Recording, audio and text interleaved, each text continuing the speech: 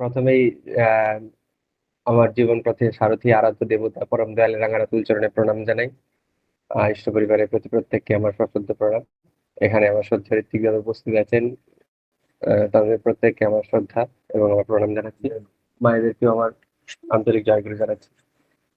তো বিষয়টা যে অর্ক ভাই বললো যে প্রবৃত্তি নিয়ে, প্রবৃত্তির নিয়ন্ত্রণের অনেকটাই বিষয়ে শ্রদ্ধেয় মনোজিৎ কাকু বললেন যে নিয়ন্ত্রণের প্রয়োজন, নিয়ন্ত্রণের সাথে সাথে আমাদের যে পরিবর্তন পরিবেশের এবং সমাজের, সেটা খুবই গুরুত্বপূর্ণ। সবার আগে সর্বাগ্রে হয় নিজের, সেটারই প্রয়োজনীয়তা রয়েছে প্রবৃত্তির নিয়ন্ত্রণে। কিন্তু একটা বিষয় ছিল, একটা দিন পর্যন্ত মানুষজন এটাকে ভাবতেন যে এটাকে দমন করলে ঠিক হয়ে যায়, মানে এগুলোকে থামিয়ে দিলে, যেটা কাকু বলছিলেন যে আহ, থামিয়ে দিলে এটা মনে হয় ঠিক হয়ে যায়, যে আমি এটা এখন আর করবো না, জোর করে হলেও চেষ্টা করবো এটা বন্ধ করে দেওয়ার। তারপর আমার দ্বারা ওটা সম্ভব হবে না করা। অনেক রকমের বিকৃতি, এবং এ থেকেও মানসিক নয়, শুধু শুধু শুধু মানসিক নয়, শারীরিক শরীর খারাপও আসতে পারে, যেটার কোনো কারণ নেই। হঠাৎ করে আমি ডাক্তার দেখাতে গিয়ে দেখা গেল যে ডাক্তারের একটা বিরাট রোগ ধরেছে, যে রোগটার উৎস কিন্তু এই প্রবৃত্তি কোনো একটা কারণে দমন করেছিলাম বলে, যেটার কোনো অস্তিত্বই ছিল না আমার জীবনে। তো এটা শ্রী ঠাকুরের কাছে এসে মানে আমাদের আরো পরিষ্কার যে তিনি বললেন এগুলো নিয়ন্ত্রণ প্রয়োজন আছে সুষ্ঠুভাবে, যেটা শ্রদ্ধেয় কাকু বলছিলেন। প্রবৃত্তির সুষ্ঠু নিয়ন্ত্রণ মানে প্রথমেই তার আহ ইষ্টের সাথে যুক্ত হওয়ার চেষ্টা, যেটা সবসময় নাম ধ্যান এবং পঠন এবং আলোচনা এবং সেই অনুযায়ী চলা। সবার আগে এটা বিষয়, সেই অনুযায়ী চলা আর ধ্যানের সাথে যুক্ত হওয়া। ধ্যান মানেই হচ্ছে ধ্যেয় বস্তুতে আকৃষ্ট হয় এবং তার প্রতি যুক্ত হওয়া, তার মানে আমাদের ঠাকুরের বিষয়গুলিকে প্রত্যেকদিন চিন্তার সাথে মনন করা এবং প্রত্যেকদিন কাজের সাথে সেগুলোকে অ্যাডজাস্ট করা। আমি যখনই যখনই যে পরিস্থিতিতেই কোনো কঠিন মানে সময়ের মধ্যে থাকি, বা যে কোনো জায়গায়, কাকু বলছিলেন তার কঠিন সময়ের কথা, যে কোনো জায়গায় মনে হচ্ছে আমার খুব রাগ হয়েছে, আমি সেই বিষয়টা নিয়ে হঠাৎ করে খুঁজলাম যে কেন শ্রী শ্রী ঠাকুর বলেছেন রাগ কিভাবে নিয়ন্ত্রণ করা সম্ভব। মনে হয়েছে আমি কারোর আচরণে কষ্ট পেয়েছি, সেই কষ্টটা কিভাবে আমার পজিটিভিটি বা ভালোর দিকে পরিবর্তন করা সম্ভব, শ্রী শ্রী ঠাকুর কি বলেছেন, সেটা যখনই আমরা খুঁজে বার করি, সেই অনুযায়ী চলনটাই আমাদের প্রবৃত্তি নিয়ন্ত্রণের একটা রাস্তা। অনেক সময় মানুষ সেটাও পারেন না, অনেক সময় নিজের ভাবেন যে এটা তিনি বলেছেন আমাদের দ্বারা করা সম্ভব নয়। আমি অনেকবার শুনেছি এটা, মানুষ বলেন যে এটা তখনকার দিনে হয়তো সম্ভব ছিল, এখন মানুষের দ্বারা করা সম্ভব নয়। আবার এরকমও বলেন উনি পুরুষোত্তম তাই করতে পারেন, আমাদের দ্বারা সাধারণ মানুষের করা সম্ভব নয়। এই যে নেগেটিভিটি, এটাই আমাদের বৃত্তি নিয়ন্ত্রণে না করার জন্য তৈরি হয়েছে। এটা তৈরি হওয়ার কারণই তারা আমাদের যে কষ্ট, আমাদের যে পরিশ্রম, সেইগুলো ওটার মধ্যে যখনই ইনক্লুড হবে, তখন সেগুলো আস্তে আস্তে পরিবর্তন হবে, তখন তাদেরও একটা রিয়াকশন থাকে, সেই রিয়াকশন গুলি আমাদের নেগেটিভিটি দেয়। তো তার জন্য সবার আগে যেটা সর্বোচ্চ প্রয়োজন, ঈশ্বরের সাথে ভালোবেসে যুক্ত হওয়া, তিনি খুশি হবেন সেই কারণে। আমি যখন দীক্ষা নিয়েছিলাম শ্রদ্ধেয় ঋত্বিকদার মাধ্যম দিয়ে, তখন বাড়িতে একটা জিনিসই বলেছিল যে নিরামিষ এই কারণেই খেতে হয়, শ্রী শ্রী ঠাকুর খুশি হবেন। আর অন্য কোনো কারণ আমাদের জানা আছে, কিন্তু জানার প্রয়োজন নেই এখন। আমি সেইভাবেই বুঝতাম যে ঠাকুর খুশি হবেন, এই জন্য এটা করা উচিত। সর্বাগ্রে এটাই সবার আগে ধারণা রাখা উচিত, শ্রী শ্রী ঠাকুর খুশি হবেন, তাই জন্য আমি আমার আচরণকে শুদ্ধ করার চেষ্টা করব। তারপরে আসছে আমার পরিবারের নিয়ন্ত্রণ, আমার নিজের নিয়ন্ত্রণ এবং আমার পরিবার পরিবেশ ভালো হওয়া। তো এটাই ঠাকুরের মূল মন্ত্র, যে পরিবেশের মধ্যে নিয়ন্ত্রণ আসে এখান থেকেই, পজিটিভ চিন্তা এবং আমার দ্বারা সম্ভব সেইভাবে, এবং তার সাথে নিষ্ঠার সাথে যুক্ত হয়ে ঠাকুর খুশি হবেন এবং তার নামের সাথে যুক্ত হওয়া, এটা সবার আগে প্রয়োজন। যখনই যখনই আমাদের চিন্তাগুলোর মধ্যে মানে হঠাৎ বিকৃতি আসবে, তখনই কিন্তু ধরা পড়ে, যদি মাত্র সেটাকে ইষ্টের মানে ঠাকুরকে খুব ভালোবেসে নামদানের মাধ্যমে যদি আমি প্রত্যেক দিন সমর্পণ করি নিজেকে, যেটা আমরা প্রার্থনা ইষ্টভীতিতে করি। এটা ছাড়া কিন্তু অনেক সময় আমরা বুঝতে পারি না, তখন আমাদেরকে আবার এরকম ভাবে অনেকের সময় এরকম উদয় হয় যে এটা তো আজকে করে নিচ্ছি, ঠিক আছে, ও এটাতে মনে হয় ঠাকুর এইভাবে বলেছেন, মানে এটা আমার সমর্থনযোগ্য ব্যাপার। এরকম অনেক সময় আছে সে সমর্থনযোগ্য ব্যাপারটা খুঁজে বার করে নেয়, যেটা হয়তো সেখানে নেই, তবুও বুদ্ধি লাগিয়ে খুঁজে বার করে নিই। সেই জায়গাটাও প্রবৃত্তির একটা আড়কাঠি, মানে তার হচ্ছে খেলা বলা যায়। তো সেই জিনিসটা থেকে বেরিয়ে আসার সহজ পথ এবং একমাত্র পথ তাকে ভালোবাসা আর তার সাথে ধ্যানে যুক্ত হওয়া, এই দুটোই বেসিক এবং সবচেয়ে মূল বিষয়বস্তু। আর প্রবৃত্তি নিয়ন্ত্রণ অবশ্যই প্রয়োজন। জীবনে যে কোনো মানুষ যে কোনো জায়গায় সাকসেসফুল হতে গেলে তার দুটো জিনিস লাগবেই, ইষ্টনিষ্ঠা এবং প্রবৃত্তি নিয়ন্ত্রণ। হয়তো সাকসেস এসে যাবে, কিন্তু প্রবৃত্তি নিয়ন্ত্রণ না হলে সেটার জন্য যে ক্ষতিগুলো তারপরে আবার সে তৈরি করতে পারে। এর কারণেই বর্তমান সময়ের আবিষ্কার, বর্তমান সময়ে আমার সৌভিক ভাই তো তাইওয়ানে গিয়ে আবিষ্কার করতে কি বলে রিসার্চ করতে গেছে। এই ইষ্টনিষ্ঠা যদি থাকে ও আছে বলেই ওই বিষয়টাকে আরো পজিটিভিটির দিকে চিন্তা করার জন্য, ভাবনা চিন্তা করার জন্যই গেছে, যে পরে এটা কাজে লাগবে। বর্তমানে অনেক কিছু আবিষ্কার হচ্ছে, প্রতিদিন হচ্ছে, কিন্তু প্রতিটা ক্ষণ যে আবিষ্কার হচ্ছে বা প্রতিটা ক্ষণ যে মানুষের লাইফস্টাইলকে সহজ করছে, তার সাথে ইষ্টনিষ্ঠা অনেক সময় যুক্ত থাকে না বলেই অনেক সময় সেটা ডিস্ট্রাকটিভ কাজে লাগে। এটাই হচ্ছে ইষ্টনিষ্ঠায় যুক্ত মানুষের কাজ আর হচ্ছে ইষ্টবিহীন মানুষের কাজ। এটাই পার্থক্য। আর দুটোর মধ্যেই প্রবৃত্তি একটা বিরাট বড় পার্ট রোল প্লে করে। কারণ যে ইষ্টনিষ্ঠ সে কখনোই প্রবৃত্তিমুখী হওয়ার চেষ্টা করে না, সে সবসময় প্রবৃত্তিকে ঠাকুর ভালোবাসেন তার মতো করে নিয়ন্ত্রণ করার চেষ্টা করে। এটুকুই বিষয়। প্রবৃত্তির সাথে মনে পড়ে আজকে এই বাড়িতে জ্যৈষ্ঠ মাস মা সিন্ধি দিয়েছিলেন, এখানেও একটা প্রবৃত্তি নিয়ন্ত্রণে খুব ঘটনা আমি পড়েছিলাম। সবাইকে বলবো অমিয় সায়রি বইটাতে আছে, শান্তির মা আমরা বলে তাকে চিনি। সেই তার সন্তান, দুই ছেলে এবং এক মেয়ে সন্তান মানে তার স্বামী গত হয়েছিলেন, তারপরে তিনি মনে এবং স্বপ্নে শ্রী শ্রী ঠাকুরকে দেখতেন এবং তারপর শ্রদ্ধেয় আমাদের ত্রৈলোক্যনাথদার মাধ্যম দিয়ে ওনারা দীক্ষিত হয়েছিলেন। পরে শ্রী শ্রী ঠাকুরের সান্নিধ্যে এসে ঠাকুরের ভালোবেসে তিনি সমস্ত কিছু বাড়ির জিনিসপত্র লোকের কাছে ধার, মনে এতটাই গরিব ছিলেন, লোকের কাছে টাকা মানুষের কাছ থেকে ধার করে নিয়ে এসে ঠাকুরের কাছে এসেছিলেন এবং ঠাকুরের কাছে থাকার কথা তার ইচ্ছা ছিল এবং তিনি ঠাকুর বলেছিলেন তাকে যে তুই কিভাবে এখানে থাকবি। তখন তিনি সেখানে থাকার জন্য তাকে ঠাকুর বিভিন্ন ধরনের কিছু করে খাওয়াতে বলেছিলেন এবং তারপর তিনি কটকটি এবং নাড়ু করে খাইয়েছিলেন। শ্রী শ্রী ঠাকুর বলেছিলেন যে দোকান দিস, এটা খুব ভালো হয়েছে। তো তারপর থেকে সেই দোকান দিয়ে তিনি ঠাকুরের বিষয়গুলো কথা মতো তিনি পালন করেন এবং প্রত্যেকটা সৎসঙ্গে তখনকার দিনে তপবনের মানুষজনেরা তার কাছে এসে খাওয়া দাওয়া করতেন এবং চলতেন। তো বৃত্তি নিয়ন্ত্রণ কিরকম, যে মানুষটা হঠাৎ করেই পরিবার পরিজন কেমন করে চলবে এইটা নিয়ে ভাবতে ভাবতে জীবন কাটাচ্ছিলেন, তারপরে হঠাৎ করেই তার একজন ঈশ্বরের প্রতি নিষ্ঠার জন্য সবাই ঠাকুরের সন্তান সেইভাবে তিনি চলে এসেছেন সবকিছু ছেড়ে দিয়ে। তার পরিবারে বিশেষ কিছু ছিল না, জমি ছিল আর পরিবারের দুই সন্তান আর তিন সন্তান। তো এই সব নিয়ে ঠাকুরের কাছে চলে এসেছেন, কিছু থাকার কিছু নেই।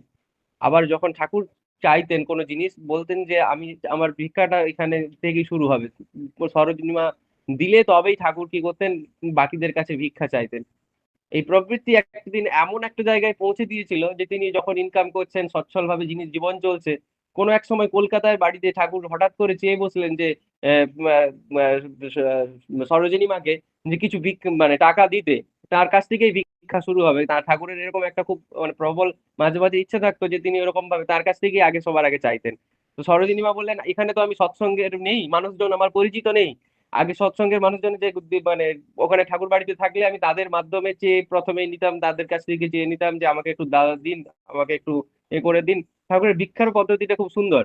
তিনি চাইতেন এবং চাইতে বলার সাথে সাথে তিনি বলতেন যে মানুষগুলোর কাছ থেকে নিচ্ছি তাদের যেন উপকারে কাজে লাগে, এরকম করে যেন তাদের বৃদ্ধি হয়, ভালো হয়ে বেড়ে উঠতে পারে, তাদের সাহায্য করা। এইভাবে দীক্ষা নেওয়ার মানে ভিক্ষা নেওয়ার কথা শ্রী ঠাকুর বলতেন। তো তাদের কাছ থেকে তিনি নিতে পারতেন, কিন্তু এখানে এসে কোনো সৎসঙ্গী মানুষ নেই, তাদের কাছে তার চাইতে লজ্জা লাগছে। এইটা তিনি শ্রী শ্রী ঠাকুরের কাছে স্বীকার করেছিলেন। শ্রী শ্রী ঠাকুর সেই মুহূর্তেই খুব কষ্ট পেয়ে দেওয়ালে খুব হাত দিয়েছিলেন, হাত দিয়ে মানে চপেটাঘাত করছিলেন, মানে আঘাত করছিলেন হাত দিয়ে, এবং সেটা দেখে খুব মানে কষ্ট পেয়ে সরোজিনী মা খুব কান্নাকাটি করেছিলেন। তখন ঠাকুর বলেছিলেন যে মানুষটার কিছুই ছিল না, সেই মানুষটা এখানে এসে আজকে সচ্ছল ভাবে মোটামুটি জীবনযাপন চলছে, তার তার কাছে ঠাকুর মুখ্য হলো না, জীবনে কে চাইবে তার জন্য লজ্জাটা মুখ্য হয়ে গেল।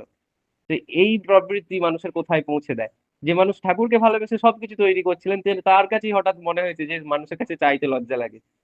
পরে তিনি কিভাবে ঠিক হলেন প্রবৃত্তির কথাটাতেই যখন ফিরে আসি, তিনি তারপরেই সেই মুহূর্তেই ঠাকুরকে ক্ষমা স্বীকার করে বললেন আমি আর এইভাবে কোনোদিন করব না।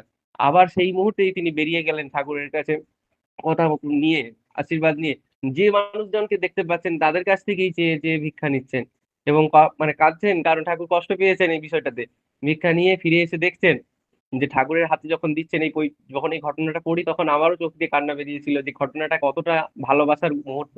যে শ্রী শ্রী ঠাকুর দেখছেন আর টাকাগুলো নিয়ে মানে মানে একটা মানে ছোট্ট শিশুর মা যেমন আনন্দ পায় সেরকম আনন্দে কাঁদছেন আর বলছেন দেখ দেখ কতটা কত ইনকাম করে এনেছে আমার কি বলে শান্তির মা। কারণ তখন তিনি দেখেছিলেন যে মানুষের মধ্যে প্রবৃত্তির ঊর্ধ্বে যাওয়ার ক্ষমতা তৈরি হয়ে গেছিল বলেই সেই ওই মা তখন শান্তির মা তখন ওইখান থেকে সংগ্রহ করতে পেরেছিলেন মানুষের মাধ্যম দিয়ে।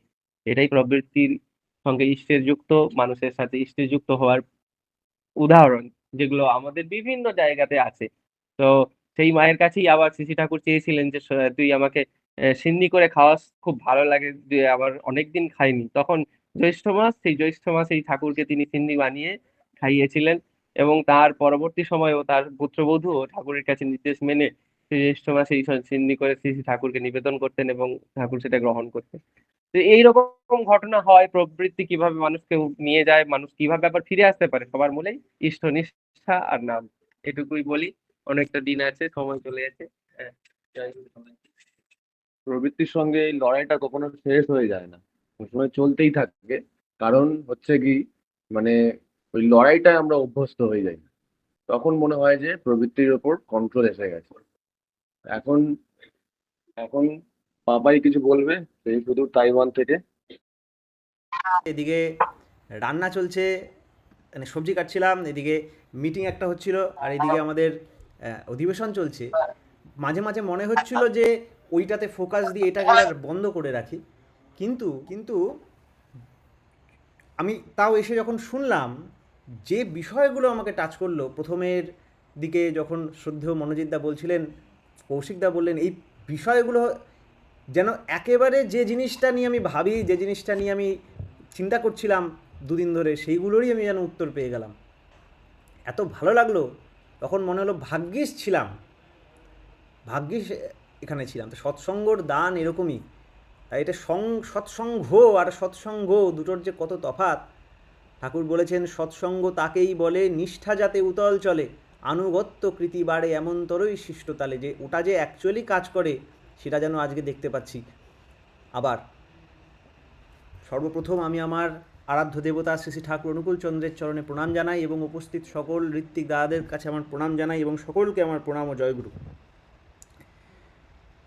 যখন কৌশিকদা এই আলোচনাটা করছিল, শুনতে শুনতে একটা বাণী মনে পড়ছিল ঠাকুরের, যে লক্ষ্য বাধা ডিঙিয়ে চলে প্রীণন পোষণ বেগে, সার্থকতায় বৃত্তি পাগল রয় সেথা প্রেম জেগে। আবার বলি, লক্ষ্য বাধা ডিঙিয়ে চলে প্রীণন পোষণ বেগে, সার্থকতায় বৃত্তি পাগল রয় সেথা প্রেম জেগে। প্রেম সবারই আছে, সব কিছুর মধ্যে ছড়িয়ে ছিটিয়ে আছে, কিন্তু জেগে আছে কি? আহ্বান করে আমরা কি জাগিয়েছি? বলে গড শব্দটা নাকি একটা গ্রিক ওয়ার্ড হু থেকে এসছে। হু মানে টু ইনভোক, জাগিয়ে তোলা। আমরা কি জাগিয়ে তুলছি? ঠাকুরের সেই সত্যানুসরণের প্রথমে, তোমার ঠাকুরত্ব যদি না জাগে, কেহ তোমার কেন্দ্রও নয়, ঠাকুরও নয়, ফাঁকি। ওই জাগানোর জন্য যে আহ্বান দিতে হয়, ওই জাগানোর জন্য যে যে প্রসেসের মধ্যে নিয়ে যেতে হয়, দীক্ষায় আমরা সেই জাগানোর কৌশলটা পাই। তিনি তো আমাদের দিতেই চাইছেন সব সময়, কিন্তু দিয়ে লাভ নেই, আমরা নিতে পারি না। তিনি দিয়ে কি করবেন? নিতে পারি না, তো ওটা সমস্যা। যাতে আমরা রিসেপটিভ হই, আমরা নিতে পারি, তার দয়া নিতে পারি, আমাদের কাপটা যাতে তাদের দিকে ঘুরে যায়, তার দয়ার দিকে ঘুরে যায়, তখন আমরা সেটা বুঝতে পারি। আর মনের তো অদ্ভুত অদ্ভুত কায়দা আছে, কত রকম কায়দা আছে। একটা বিষয় বলি, যে যখন ছোটোবেলায় যখন ঠাকুরের ব্যাপারে প্রথম একটু একটু জানতে পারি, তখন একরকম গোড়ামির ছাঁচে একরকমভাবে ভাবনা চিন্তা করার একটা রকম ছিল। সেই রকমটা আমি বুঝতে পারিনি যে কোনটার, ওটা ধরা যায় না, কোনটা নিষ্ঠা কোনটা গোড়ামি আমরা ধরতে পারি না। তখন মায়ের অনেক রকম শাসন পেয়েছি।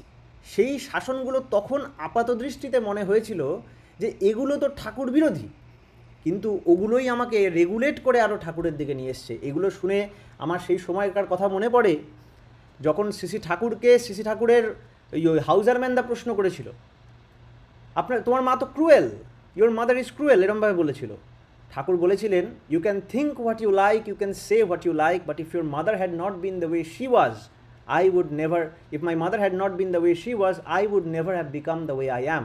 আমার মা যেরম এক্স্যাক্টলি ছিল, ওরকমভাবে যদি আমি না থাকতাম, না পেতাম, যেমন ঠাকুরকে জোর করে মাছ খাওয়ানো, কেন? ঠাকুর মা খুশি হবে বলে মাছ খেয়েছে, এরকম হয়েছে? তো এখানে ওই আমাদের গোড়ামি ওইরকমভাবে আমাদের ধর্ম ঢুকিয়ে ব্যাপারটাকে ডাইলিউট করলে মুশকিল আছে কিন্তু। আবার তার মানে ওইটা দেখা দেখি আমাদেরও যদি তাই করে তা না কিন্তু। শ্রদ্ধেয় মনোজিৎদা পূজনীয় বুদ্ধদাদুর কথা বলছিলেন এবং আরও সব পূজনীয় দাদাদের কথা বলছিলেন। একটা ঘটনা মনে পড়ে, একজন এরকম ইয়ের কাছে, দাদুর কাছে এসে বলছিলেন এরকম কথা যে এরকম বাড়িতে অনেক অপোজিশন এই হ্যানত্যান এসছে। তখন সে বলছিল যে বাড়ি থেকে আমাকে এরকম বলছে, সে বাড়িতে ঝগড়া ঝামেলা করছে। তখন সবাই এক এক রকম মানে জ্ঞান দিচ্ছে তাকে, এই করছে সেই করছে। আর দাদু তাকে বললেন যে তুই মাকে ভালোবাসিস, হ্যাঁ, ঠাকুরকে ভালোবাসিস, হ্যাঁ, তাহলে আমি তোকে একটা কথা বলছি, তুই মাছ মাংস খাবি না, সব ত্যাগ করে দে। কিন্তু মা বলছে বলে মায়ের জন্য তুই মাছ খেতে পারবি? ভালো লাগবে না কিন্তু মায়ের জন্য মাছ খেতে পারবি? মাকে ভালোবাসি বলে মাছ খাচ্ছি, এই জন্য খেতে পারবি? ও তো অবাক, বলি আবার কি, ও তাই করলো। তারপরে দেখছে যে ছেলে কোথাও কিছু খায় না, কিছু না, কিন্তু ওর মায়ের জন্য শুধুমাত্র মাছ খাচ্ছে। ওই ব্যাপারটা আচরণে দিয়েই ফুটে উঠেছে যে দিব্য জ্যোতির্ময় হয়ে যাচ্ছে, দিন দিন একটা অন্যরকম হয়ে যাচ্ছে, কিন্তু ওই জায়গাটায় অ্যাডজাস্ট করছে। ওটা করতে করতে ওর মা প্রথমে ওরকম নিরামিষাশী হয়ে গেল এবং তারপরে একটা অন্যরকম পরিবেশ হয়ে গেল। এবার ব্যাপার হচ্ছে এই ট্রিটমেন্টটাকে আমরা দিতে পারি? এই ট্রিটমেন্ট আমরা দিতে পারি না। কারণ ঠাকুরের ওই আরেকটা বাণী মনে পড়ে যায় যে সাপ নিয়ে তুই করবি খেলা ওরে বেদের ছেলে, মন্ত্র ওষুধ ঠিক জানিস নালে মরবি ছোবল খেয়ে। এই ধরনের উটপটাং অদ্ভুত তখনই আমরা করতে পারি যখন বৃত্তির ওপর একটা লেভেল অফ মাস্টারি আসে। দুর্গানাথ সান্যালদার পেটে মারাত্মক ব্যথা, দুনিয়ার ডাক্তার দেখে কিছু না, জল খেলে বমি হয়ে যায়, জল হজম হয় না। তাকে ঠাকুর ওই আউশ চালের ভাত আর ওই কি আলুর দম না কি কষা করেছিল ওইটা খাইয়ে সুস্থ করে দিয়েছে। ঠাকুরের মা বলছে কি খাবো, সুস্থ হতে পারছে না, তুই এর খাওয়াতে বলছিস? ঠাকুর বললেন না, দে না কী আছে এটা বলে সে মুড়ি মুড়কি খাওয়ালো। তারপরে বুদ্ধি ওই সব খাইয়ে সে তো ভাবছে এবার আমি মরেই যাবো। মা দেখছে না, আসছে না, ব্যাস আজীবনের জন্য ব্যথা ঠিক হয়ে গেল। এটা কি? এই লেভেল অফ ট্রিটমেন্ট উনি দিতে পারেন যিনি বৃত্তাধীশ। তার জন্য ডিঙাতে হয় না, ডিঙিয়েই আছেন তিনি। কুমির জলতে নেমেছির মতো, কুমির ডাঙার মতো টুক করে নামে ওঠেই, নামা ওঠার কন্ট্রোল আছে। তাই জন্য সেই রকম ইষ্টর এবং ইষ্টে অনুগত প্রাণ সেরকম যে মহাপুরুষজন আছেন তাদের খুঁজে বার করতে হয় আমাদের। শ্রী শ্রী ঠাকুরকে অবতার হিসাবে খুঁজে ফেলেছিলেন ইউজিন এক্সম্যান। তারপরেও ইউজিন এক্সম্যান খুঁজে ফেলেও তারপরেও ঠাকুরকে প্রশ্ন করছেন। ঠাকুর জাস্ট পরীক্ষা করার জন্য, ওনার মুখে শুনতে চায় ঠাকুর অবতার কোথায় পাওয়া যায়, where are the prophets found. Thakur সারাদিন 7 দিন ধরে ঠাকুরকে ট্রান্সলেটার লেগেছিল ইউজিন এক্সম্যানের সাথে কথা বলার জন্য। সেদিন হঠাৎ ঠাকুরের ইংরেজি বেরিয়ে গেল। ঠাকুর ইংরেজিতে বলছেন, prophets are not available in business shop, seek find him out. আর এই রকমটাই আমরা পেয়েছি কোনো ইষ্টবাহীর সঙ্গে, ইষ্টবাহীর সংস্পর্শে এসে। তারা বলবে না যে এরকম আসো আমার কাছে বা এনাকে ফলো করম না, খুঁজে দেখো। তার যেন প্রতি রোমকূপে রেডিয়েট করবে সে ট্রুথ, কিন্তু মুখে বলবে না যে আমায় অনুসরণ করো। এটাই সত্যানুসরণের মূর্ত পথ। আর এরকমভাবে আমাদেরই হয়ে উঠতে হবে, প্রত্যেককে, আমাকে, তোমাকে, সবাইকে। তাই ওই বাণী বারবার মনে পড়ে, লক্ষ্য বাধা ডিঙিয়ে চলে প্রিণন পোষণ বেগে, সার্থকতায় বৃত্তি পাগল রয় সেথা প্রেম জেগে। কৃষ্ণেন্দ্রীয় প্রীতি ইচ্ছা তারে বলি কাম, আত্মেন্দ্রীয় প্রীতি ইচ্ছা তারে বলি কাম, কৃষ্ণেন্দ্রীয় প্রীতি ইচ্ছা ধরে প্রেম নাম। ওই সমস্ত বৃত্তিগুলোকে পাগল করে দেওয়া যায় সার্থকতায়। ওই যে দাদা মনোজিৎদা বললেন যে সার্থক ফিলই হবে না লাইফে। ভিক্টর ফ্র্যাঙ্কেলের বই আছে in the search of meaning. লাইফে মিনিং ছাড়া কোনো বই হয় না, সব সার্থক হতে চায়। সে সার্থকতা পাওয়া যায় ইষ্টের কাছে, যিনি পূর্ণ ব্রহ্মের মূর্ত প্রতীক। আমরা ব্রহ্মের নানান বড় বড় কথা শুনেছি, আর ঠাকুর একটা সহজে বলে দিয়েছেন। আমরা মান্ডুক্য উপনিষদ এই সেই সব ঠাকুর সব কনডেন্স করে বলে দিয়েছেন, ঘটে ঘটে ইষ্ট স্ফুরণ হবে রে তোর যবে, ব্রহ্মবোধের প্রথম ধাপটি ঠিক পাবি তুই তবে। পৃথক যা তা তেমনি থেকে একই ভূত বোধটি পেকে, বৃহৎ জ্ঞানে হয় আসীন তখনই তো ব্রহ্মেলীন। এইভাবে কে দিয়ে যাবে? যিনি স্বয়ং ব্রহ্মের মূর্ত প্রতীক, সেই ভগবান তিনিই দিতে পারেন। তাই মনোজিৎদার কথা টেনেই বলি যে ঠাকুরের সেই বাণীটা, যা কিছু সব ভর দুনিয়ায় অর্থমালা নিয়ে সেই ভগবান সার্থকতায় দাঁড়াস যাকে দিয়ে। তাই তার কাছে তাকে ধরে যেন আমরা সবাই দাঁড়াতে পারি। পরস্পর বিরুদ্ধ ধর্মাশ্রয়ত্বং ভগত্বং, এই বাণী দিয়ে আমি আজকের আলোচনা শেষ করছি। এই হচ্ছে কাজের ভূমিকা। শ্রুতি ঠাকুরের কাজের সঙ্গে যদি যুক্ত থাকা যায় তাহলে শ্রুতি ঠাকুরের সঙ্গেও যুক্ত হয়ে যাওয়া যায়। শ্রুতি ঠাকুরের কাজ যারা করে তাদের সঙ্গে যদি সম্পর্ক সেরকম রাখা যায় তাহলে শ্রুতি ঠাকুরের কাজে আমরাও আস্তে আস্তে যুক্ত হয়ে যেতে পারি। এইরকম শ্রুতি ঠাকুর যখন লীলা করছিলেন, এখনো লীলা করছেন, তখন তার লীলা অত্যন্ত প্রকট ছিল। তখন তার লীলা সঙ্গী একজন ছিলেন শ্রদ্ধেয় শ্রীনাথ দা, তার পুত্র আমাদের শ্রদ্ধেয় জেঠু আজকে উপস্থিত আছেন শ্রদ্ধেয় উপগুপ্তনাথ। আমাদেরকে অনুরোধ করবো তার শ্রদ্ধেয় পিতৃদেবের ব্যাপারে যদি কিছু স্মৃতিচারণ করেন, তাহলে আমরা বুঝতে পারবো একদম ঠাকুরের মানুষ কিরকম হয়।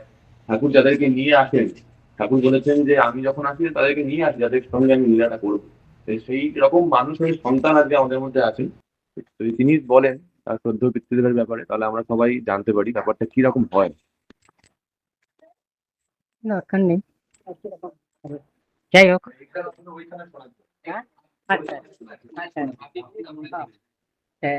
যাই হোক, আজকে আমার পিতৃদেবের প্রয়াত পিতৃদেবের সম্পর্কে দু একটা কথা বলার জন্য আমার ভাই বললো। তার মধ্যে দু একটা ঘটনা ভেতর দিয়ে আমি তার কথাগুলো উল্লেখ করব। যেরকম বাবা যখন দেওঘরের প্রথম গেলেন, মানে আমার ঠাকুরদাদা চলে গেছেন, তারপরে বাবা বললেন যে বাবা যখন ওখানে দেওঘরে চলে গেছেন ঠাকুরের কাছে, আমি আর এখানে থাকবো না। সেই সময় বাবা টাটা কোম্পানিতে চাকরি করতেন, টেস্কোতে চাকরি করতেন। তারপরে সেখান থেকে ঠাকুরদাদা চলে যাওয়ার পরে বাবা কিন্তু মন ছটফট করছে যে কখন দেওঘরে যাব, কবে যাব। কিন্তু আমার জ্যাঠামশাই সেই সময় ইংল্যান্ডে গেছেন এই টাটা কোম্পানির কাজ নিয়ে। তো বাবা ওখান থেকে রিলিজ হতে পারছেন না। যে কোম্পানি থেকে কাজ আমি যে কোনো সময় ছেড়ে দেবো, কিন্তু জ্যাঠামশাই না এলে তো, দাদা না এলে তো বাবা বেরোতে পারছেন না। জ্যাঠামশাই যখন এই 2 বছরের জন্য গেছিলেন ইংল্যান্ডে, সেখান থেকে ফিরে এলেন। ফিরে আসার পরে বাবা আর দেরি করেননি, তিনি সেই টাটা কোম্পানির চাকরি ছেড়ে দিয়ে দেওঘরে চলে আসেন। ওখানে যাচ্ছি কি হবে না হবে, আমার অন্য সংস্থান কি হবে, সংসারে কি হবে, ওসব বিন্দুমাত্র চিন্তা করেননি। তিনি চলে এসছেন। এসে প্রথম জীবনে ওই তপন বিদ্যালয়ে পড়াতেন। পড়াতে পড়াতে ওখান থেকে তিনি চলে গেলেন ওই প্রেসের কাজ করতে। প্রেসের প্রুফ দেখার কাজ তিনি করতেন। তো সেইভাবে করছেন। তা করতে করতে আমাদের বাড়িতে ওই কন্যগরের এক বাবার ভাইয়ের মতোই দেখতেন বাবা তাকে, বাবার বন্ধুর ভাই, তো তাকে ভাইয়ের মতোই দেখতেন। তো সে আমাদের ওই দেওঘরের বাড়িতে থাকতেন। তা এবারে সেই আমরা তাকে কাকা বলে, অমল কাকা বলে ডাকতাম। তা সেই অমল কাকা একদিন বাবাকে বললেন যে দাদা, সবাই তো, আপনি তো কখন বাড়ি থেকে খেয়ে দিয়ে যান, সেই প্রেসে কাজকর্ম করেন, তো দুপুরবেলায় আনন্দবাজারে খেতে যায়। তা আপনি তো আনন্দবাজারে খেতে গেলেই পারেন। বাবা বললেন না, টিফিন তো নিয়ে আসি কিছু। বললেন না, সবাই তো যায়, আপনিও খেয়ে আসতে পারেন। তখন বাবা সেই অমল কাকাকে বলেছিলেন যে দেখো ভাই অমল, এই যে আনন্দবাজার ঠাকুরের অনেক কষ্টের সে পয়সা, সেই দিয়ে আনন্দবাজার চালানো হয়। তো সেখানে যাদের উপায় থাকে না, তারাই একমাত্র সেখানে প্রসাদ গ্রহণ বা দুপুরের আনন্দবাজারে প্রসাদ পাবার যোগ্য। তাছাড়া আমি কেন সেখানে গিয়ে সেখানে আমি ভাগ বসাবো? তো একটা অ্যালাউন্স দেওয়া হচ্ছে আমার সংসার প্রতিপালনের জন্য, তাহলে সেখানে আমি আনন্দবাজারে কেন খাবো? এইরকম মানসিকতা ছিল আমার বাবার। তার সেই জন্য সেখানে তিনি যেতেন না, বিশেষ অনুষ্ঠান ছাড়া আনন্দবাজারে।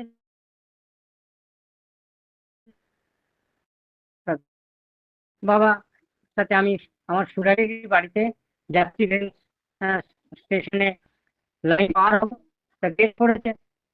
গেট পড়ার পরে সবাই দেখছি গলে গলে যাচ্ছে, আমিও সাইকেল ছিল, আমিও গলে ওপারে চলে গেলাম। বাবা কিন্তু ঠাই দাঁড়িয়ে থাকলেন। ট্রেন গেল, গেট উঠলো, তারপরে বাবা ওপারে গেলেন।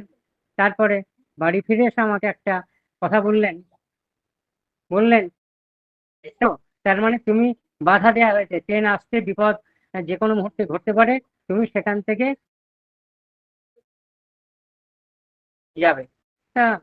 এই কাজটা তুমি ঠিক করোনি। তখন বাবা বললেন, আর দ্বিতীয়ত এই গেট পড়েছে, তোমাকে কিন্তু তুমি সোজা হয়ে কিন্তু যেতে পারোনি, তোমাকে মাথা নিচু করে তোমার গেট নত হয়ে যেতে হয়েছে। তো সকল পজিশনে, যে কোনো পজিশনে তুমি নত হবে কেন? যে কোনো পরিস্থিতিতে তুমি নত হবে না, কারো না, কোনো আহ, ব্যাপারও না। একমাত্র কম্প্রোমাইজ করবে ইষ্টের কাছে, ইষ্টের কাছে তুমি মাথা নত করবে। তাছাড়া যে কোনো যে কোনো কারো কাছে বিনা প্রয়োজনে মাথা হ্যাট করবে না। তাই এই আদর্শ নিয়ে বাবা চলতেন। আমাদের সবচাইতে যে প্রিয় জিনিস, সেইটাই আমার পরমপিতার শ্রীচরণে নিবেদন করতে হয়। তা এই যে আমরা এই সৎসঙ্গের একটা বৃহৎ তাকে সকলেই তার নামের সাথে পরিচিত। তা তার বাড়ি ছিল কিন্তু রানাঘাটে, রানাঘাটে তার বাড়ি ছিল। তা তিনি, তার বাবা সম্ভবত হেম হেমচন্দ্র মুখোপাধ্যায় তার বাবা। তার বাবা তাকে ঠাকুর বাড়িতে নিয়ে এসছেন। তিনি বিএ পাস করেছেন, বিএ পাস করার পর ঠাকুর বাড়িতে নিয়ে এসে পরবর্তী কি করবে ঠাকুরের চরণে নিবেদন করলেন। ঠাকুর বললেন বিএ পাস করেছে। তা তার বাবা জিজ্ঞেস করলেন যে এবার কি করবে ঠাকুর? ঠাকুর বলছেন যে তোমার ছেলেকে আমার কাছে রেখে যাও। তা দেবীদা তখন, দেবী বাবা তখন বলছেন ঠাকুরের কাছে ছেলেকে রেখে যাওয়া তো উত্তম জিনিস। হ্যাঁ, ঠাকুরের কাছে আর কোনো প্রশ্নই করলেন না। রেখে ফিরেন যখন, তা দেবীদার মা জিজ্ঞেস করছে, কি গো আমার দেবী কোথায়? তখন দেবীদার বাবা বলছেন, আমাদের দেবীকে ঠাকুর নিয়েছেন। তো এই যে কথা বলার সাথে সাথে ঠাকুরের মা খুব উৎফুল্ল হলেন। হ্যাঁ, খুব খুশি হলেন। আমরা কি করি, তা আমার ছেলেকে সেখানে রেখে এসছি, তুমি নানা রকম প্রশ্ন করতাম। দেবীদার মা বললেন, ঠাকুর আমাদের দেবীকে নিয়েছে, এই পরম সৌভাগ্য আমাদের। 1 বছর পরে, 1 বছরের মাথায়, হ্যাঁ, দেবীদা বাড়ি ফিরে এসছেন। তখন বাড়ি ফিরে এসছেন, আবার আশ্রমে গেছেন। তখন একবার তার দেবীদার বাবাকে বললেন দেবীদার একটা কুষ্টি তৈরি করতে। তো সেই কুষ্টি তৈরি করা হলো। তাতে দেখা গেল সেই লোক বলছে, যার কাছে কুষ্টি করতে দেওয়া হয়েছে, সে বলছে, আপনি কার কুষ্টি তৈরি করতে দিয়েছেন আমাকে? মৃত মানুষের কি কুষ্টি হয়? মৃত মানুষের, তার মানে সেই এই যে তিনি কুষ্টি অনুসারে, তার হিসাব অনুসারে তিনি মৃত। তার পরমায়ুষ কিন্তু শেষ হয়ে গেছে। ঠাকুর সেটা বুঝতে পেরেছিলেন বলে 1 বছরের ভেতরেই তার জীবনহানি ঘটতো। সেই ঠাকুর তার কাছে নিয়ে রেখে তার সেই চরণে জায়গা করে দিয়ে তার পরমায়ুকে বর্ধিত করলেন, রক্ষা করলেন। সেই জন্যই ঠাকুর যা যা ইচ্ছা করেন সেই ইচ্ছার আমাদের গুরুত্ব দিতে হবে। যা কিছু হবে ইষ্টার্থে, মানুষের অন্তরে খারাপ যা কিছু আসুক না কেন, সে যদি করায় ও বলায় তা উপেক্ষা করে চলে এবং কল্যাণকর যা কিছুকে করায় ও বলায় মুক্ত করতে থাকে, তাহলে ধীরে ধীরে সে ভালো হতে থাকবে। আর এই মন্দের প্রত্যাহার এবং সৎ বাস্তবায়ন হওয়া চাই ইষ্টার্থে। এই জায়গাটা আমরা কিন্তু করি না। মানুষ যা কিছু করুন তা ইষ্টার্থে হলে সে করাটা একটা সার্থকতা হয়। আমি চাল ঘটনা জানেন সবাই, শ্রী ঠাকুর দরবারে ঘটনা আমরা জানেন। ঠাকুরের কাকুর পড়েছিল, কেউ জানেন ঠাকুর বড় মা জানেন, কিন্তু চাল বোঝা শুরু করলেন। সেই জন্য আমি কিন্তু রোজ চাল বেচে খাই, সেইটার জন্য নয়, কিন্তু চাল বাছার মধ্যে যে একটা নিষ্ঠা আসে, দেখবেন ধৈর্য আসে, অধ্যাবসায় আসে। আমি রোজ করি, কিন্তু বাড়িতে আমি যখন নিজে বানাই বসাই। বসাই কেন? নাম করে বসাই, যাতে সবার পক্ষে মঙ্গল হয়। আমার স্ত্রী করবে কি, আমার কন্যা করবে দেখতে যায় না, কথা। তাই বলছেন যে এই মন্দির প্রত্যাহার ও সতের বাস্তব হওয়া চাই ইষ্টার্থে। মানুষ যা কিছু করুক তাই ইষ্টার্থে হলে সে করাটা একটা সার্থকতা হয়। নইলে বিচ্ছিন্ন কতকগুলি ভালো কাজও মানুষের ব্যক্তিত্বকে সুগঠিত করে তুলতে পারে না। পরিষ্কার বলবে, আমার হাজার ব্যক্তিত্ব গুণ আছে আমার ভিতর। ভালো গান জানি, আমি বক্তৃতা জানি, আমি তবলা বলতে পারি, রান্না করতে পারি, সে গুণ কিন্তু কোনো কাজে লাগবে না। পরিবেশে কোনো মানুষের উপকার লাগবে না যদি না ইষ্টার্থে হয়। তাকে খুশি করা, তাকে নিজে না করি, ওই সেই চলা নারী গ্রন্থে মায়েরাই বলছেন, একই কথা বলছেন। তো বলছেন কি না পারে, মনে কোনো খারাপ চিন্তা আসলেই মানুষ পৌঁছে যায় না। এটা অপূর্ব কথা। এটা আমাকে করায় বলায় সাবধান হলেই সতের সম্বোধনা হয় কি হয়, এবং খারাপ জাতা পোষণ পুষ্টির হবে ধীরে ধীরে দুর্বল নিঃশ্বাসকে অবিকৃত ভাবে বুঝার একটা বড় প্ল্যাটফর্ম আর কোথাও পাবেন না। আমি আবার বলছি, যতগুলো প্ল্যাটফর্ম সবসময় ঘুরে বেড়াচ্ছে, অনেকগুলো প্ল্যাটফর্ম হয়েছে। কারণ মহাপুর চলে যাওয়ার 36টা দল হয়েছে, আমরা জানি, খুঁজে দিন ঠাকুর কুচন দেওয়ার পর অনেক বড় দল হয়ে গেছে, কিন্তু আমাদের যে প্ল্যাটফর্ম দাঁড়িয়ে আছে আজকে আমরা, এই প্ল্যাটফর্মটাকে কোথাও পাবেন না। প্রবৃত্তি অবদমনের পরিণতি, কোনো প্রকারে অবদমন বড় বিশ্রী জিনিস, ওতে মানুষের সহজ চলা বলা ভাবা করা অনেকখানি বিকৃত হয়ে পড়ে, যে বিকৃতির কথা বলছি। এই বুঝছেন, সেই কাছে যারা খোলামেলা হতে পারে না, বুঝ ধরে তারা দুষ্কৃতি ও বিকৃতি পুষে রাখতে চায়, তার ফলে নিজেরাই বেঘরে পড়ে যায়। যাদের মন খোলা অথচ বেকুব নয়, তাদের মনে শান্তি অনেক বেশি থাকে।